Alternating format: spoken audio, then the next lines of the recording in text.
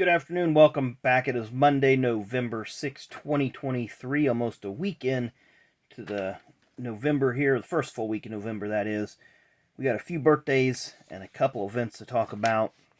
I'm going to start in Phoenix, Arizona. In 1988, on this day in the Cup Series race, Alan Kulwicki will win the first of 5 career races. I believe it took him 112 starts or thereabouts to get that first career win. And when he won the race, he came around the front straightaway, did a lap around the track in the wrong direction, facing the crowd, called it his Polish victory lap. And he said he wanted to do something different. And guess what? It stuck because people still do it to this day. So it's making an impact right there. Fast forward to 2020, Phoenix, Arizona, once again, Sheldon Creed wins the race and wins the Truck Series title that day. So he came from, 7th, 8th, 9th to win on a late restart because he stopped and got tires.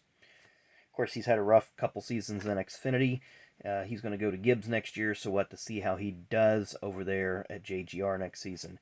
2021, speaking of JGR, Daniel Hemrick wins the race and the title, and to date, that has been Daniel's only Xfinity Series win. It's been his only National Series win. I believe he's moving up to Cup next year with Colleague, who he's been driving for the last couple seasons in the Xfinity Series. And then last year on this date, Joey Logano wins the Cup race at Phoenix. Guess what? No surprise, wins the title, as that seems to be the theme of the track in the desert. Win the race, win the title.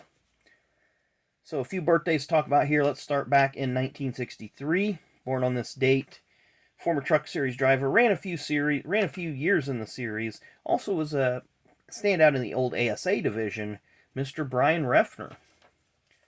Our next one on this date, born on this day in 1962, sadly passed away in 1994.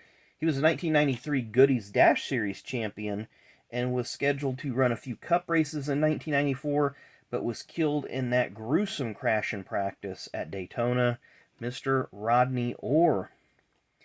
And our lone birthday today that we have cards for, born on this day in 1954, former NASCAR Southwest Series standout, raced some in the NASCAR West Series, and was a part of the inaugural first several seasons in the Craftsman Truck Series. Currently now a spotter at Joe Gibbs Racing. I can't remember who he spots for right offhand, but one of you guys will probably be able to tell me. That'd be Mr. Rick Carelli, High Plains drifter himself.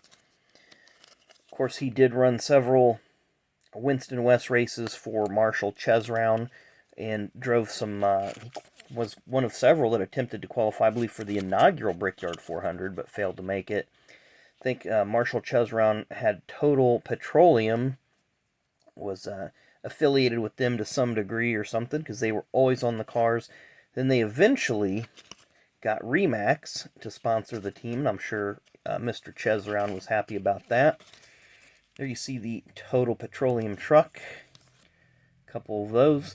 But Carelli did have a brutal crash at Memphis.